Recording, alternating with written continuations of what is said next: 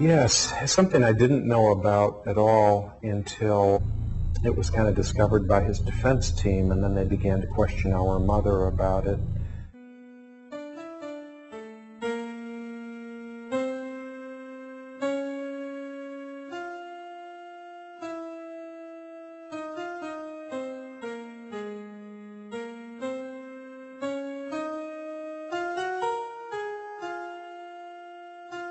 The MKUltra program was actually a CIA covert operation within the United States where unwitting suspects were made guinea pigs in research about psychotropic drugs, various kinds of psychological pressure.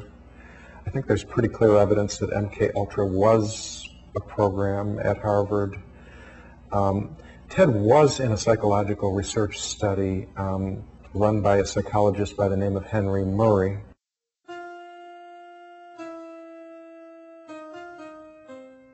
Murray conducted abusive experiments at Harvard under the supervision of Sidney Gottlieb, MKUltra director.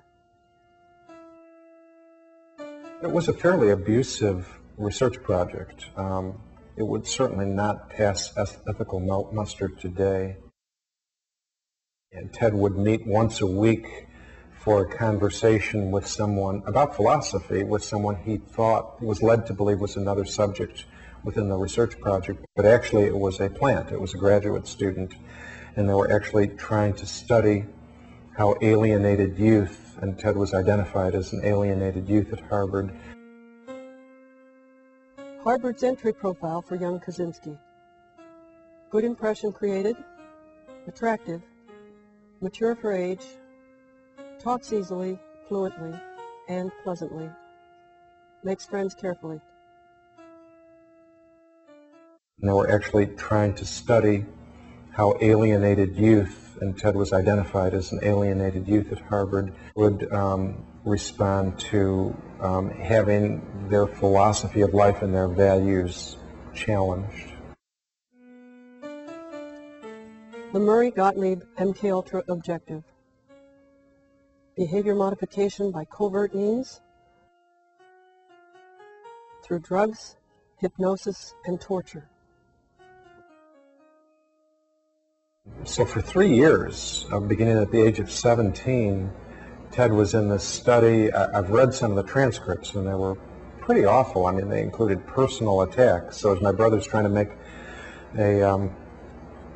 some kind of philosophical point, his adversary in this debate is making disparaging comments about his appearance, about his maturity. An interesting possible connection is that Murray had actually been in the OSS, that's right, which was the forerunner of the CIA during World War II, and the projects he did had to do with debriefing prisoners of war. Paperclip Project.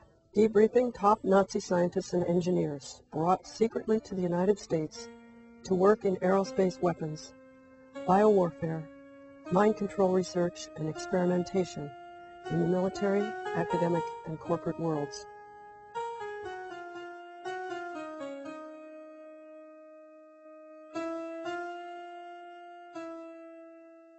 So we wonder if, maybe he used some of the same tactics in sort of probing and poking young, unwitting college students, and don't know if the CIA was directly involved, but it's certainly not outside the bounds of possibility. I don't think that necessarily created Ted's mental illness. It might have been a triggering factor. It might have sort of given shape to his belief that there was, conspiracies against him, and that,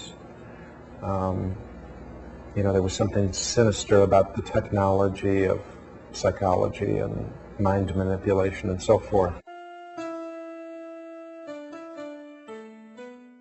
I think I really began to get alarmed in the 1980s when some of Ted's letters to our parents seemed so bizarre.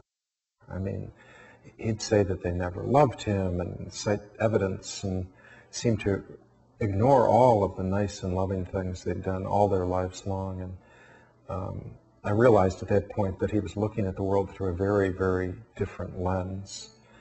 Looking back, actually having read some of Ted's diaries while he was in college, I think he probably was having psychotic breaks as early as his early 20s.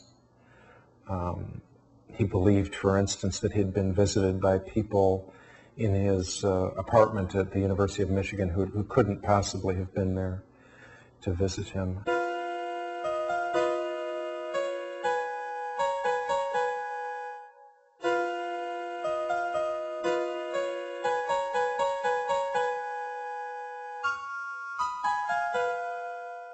Did you ever talk to him about that experience in that psychology program? No, Mom had remembered it because since Ted was only 17 when he went into this research project, parental consent was needed. And Mom remembered getting a form from, Harvard College asking for her permission for Ted to be in this study. And, Mom said, well, gee, I thought, Ted's, he's socially awkward. Doesn't fit in very well. Maybe being exposed to psychologists could be very helpful to him. Well, little did she know that, this study wasn't conducted with his benefit in mind. The defense apparently put a lot of research into this. It was going to be at least one of their arguments for mitigation, that Ted had been seriously abused in this research program that might even have been funded by the federal government. It was hard to get research, hard to make the connection fully. They found that numbers of the records had actually been destroyed, not for, like confidentiality reasons or something. It was destroyed because there was a congressional investigation of the MK-Ultra program, and the then director of the CIA really, in contempt of Congress, destroyed many of the records of that program. MK-Ultra records were destroyed in 1973 by Henry Kissinger's subordinate Richard Helms, CIA director, in overt defiance of the United States Senate.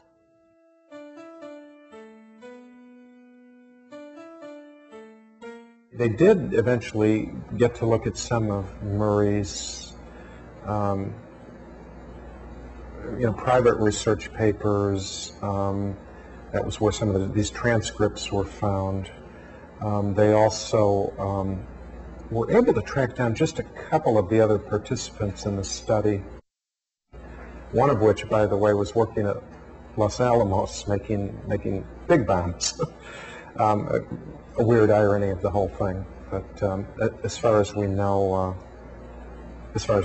and we don't know much, Ted was the only one who's,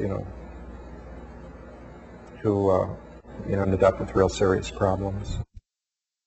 In a sense, he wasn't paranoid. He was, he was in a sense conspired against.